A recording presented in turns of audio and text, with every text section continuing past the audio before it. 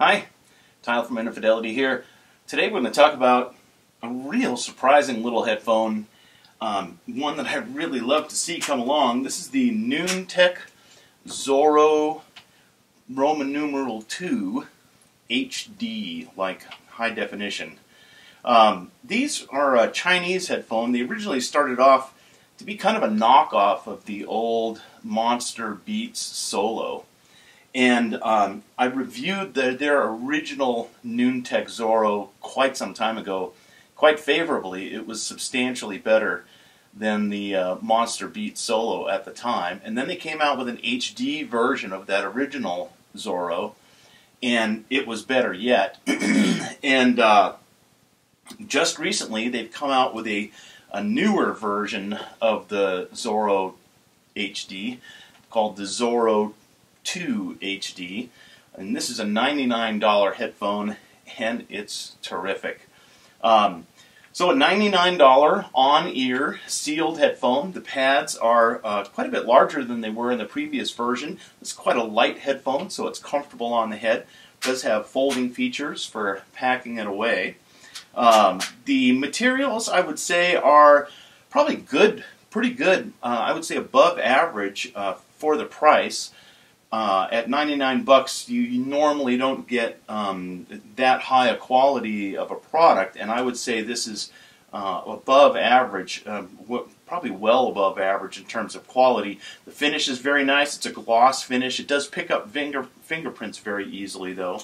The headband internal here is ample. You don't really need very much because it's so light, but it's ample. I don't think it's memory foam in there, and I do think it's memory foam in the cushions, but maybe not.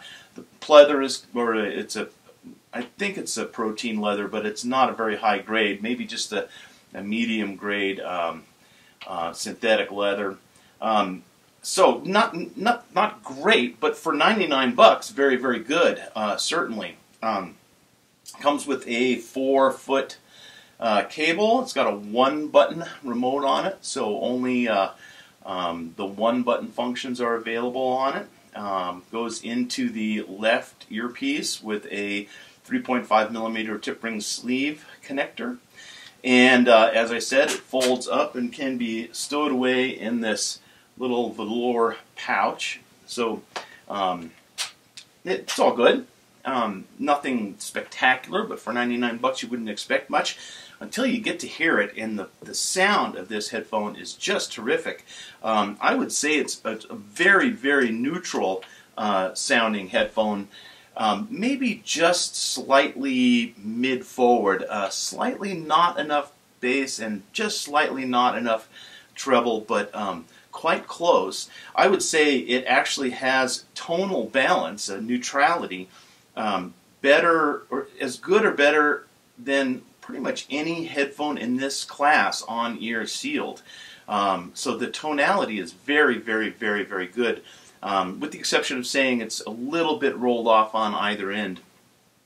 The downside, though, is when I compared it to, let's say, the Sennheiser Momentum on-ear or the Sennheiser Urbanite, V-Moda XS, the Beats Solo 2, the new one, it just didn't have the finesse, this clarity. It seemed a little grungy or gritty in comparison. So while the tonality was better, it didn't have quite the refinement of those other headphones that could have some nicer drivers in it, I guess. This one just didn't quite have that resolving power. When I compared it to headphones in its own price range, however, the Koss SP330 or the Onkyo ES-FC300, it pretty handily bested those. Again, more neutral for sure. The Onkyo is has quite a warm tilt to it.